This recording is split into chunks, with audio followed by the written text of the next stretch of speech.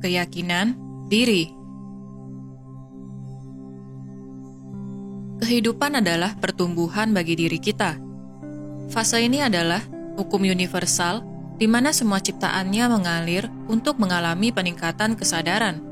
Banyak orang mungkin bertanya, apakah semua manusia akan mengalami kebangkitan spiritual? Jika kita berpikir bahwa mengalami kebangkitan spiritual adalah bagian dari fase pertumbuhan, maka kita sudah bisa menemukan jawabannya masing-masing. Jika kebangkitan spiritual tidak dialami secara bersamaan oleh umat manusia, artinya masing-masing individu menjalani fase pertumbuhannya dengan unik, di mana masing-masing jiwa memiliki perjalanan atau pertumbuhan sesuai dengan kecepatan langkahnya sendiri. Ketika kita menyadari hal ini, kita akan lebih fokus menjalani perjalanan spiritual kita sendiri daripada fokus untuk membangunkan orang lain yang masih tertidur. Karena kita akan lebih memahami bahwa momentum untuk terbangun bagi setiap orang akan berbeda dengan kita, sehingga kita tidak bisa memaksakan orang lain untuk terbangun sama seperti kita. Kemudian yang menjadi pertanyaan berikutnya adalah, apakah kita bisa mempercepat kebangkitan spiritual kita? Hal ini sering menjadi pertanyaan bagi para murid yang menjalani perjalanan spiritual, di mana mereka akhirnya mencari jawaban kepada banyak orang yang mereka anggap sebagai guru atau orang-orang yang menampilkan kekuatan misterius yang kita sebut dengan mistik. Hal ini adalah hal yang wajar untuk dilakukan, di mana kita haus dengan rasa penasaran akibat keinginan untuk mempercepat kebangkitan. Ketika kita berada di fase ini, ada baiknya kita berhenti sejenak mencari jawaban di luar diri kita, di mana kita mulai mempertanyakan seberapa jauh kita sembuh oleh bantuan orang lain yang kita sebut dengan pemandu atau guru. Bukan berarti kemudian kita tidak menghormati orang lain yang menamakan diri mereka sebagai penyembuh, guru, mistik, atau sebagainya. Hal ini membutuhkan diskriminasi yang bijak, di mana kita mulai mempertanyakan kebutuhan kita sendiri, bukan kebutuhan akan kepuasan materi, namun kebutuhan akan penyembuhan batin kita sendiri. Ketika kita merenung atau berdialog dengan diri, kita dapat mendengarkan hati kecil kita. Tanyakan kepada diri kita sendiri, apakah kita membutuhkan afirmasi dari orang lain mengenai trauma yang kita rasakan? Apakah kita membutuhkan kata-kata manis untuk mengobati luka batin yang berasal dari ego kita sendiri?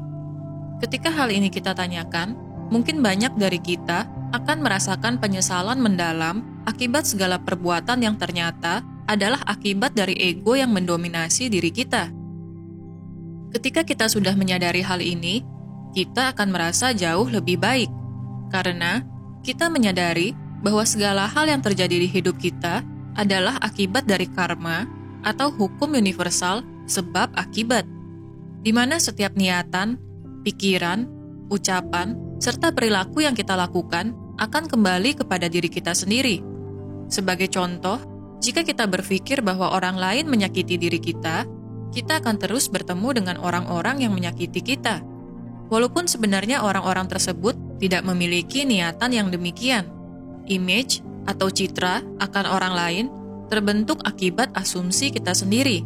Namun, ketika kita berpikir bahwa hidup kita dipenuhi dengan rasa syukur dan kelimpahan, maka kita akan melihat cinta kasih di diri setiap orang, di mana walaupun mereka menampilkan perilaku atau perkataan yang tidak menyenangkan di mata masyarakat, namun bagi kita, mereka hanyalah jiwa yang sedang bertumbuh sama seperti kita.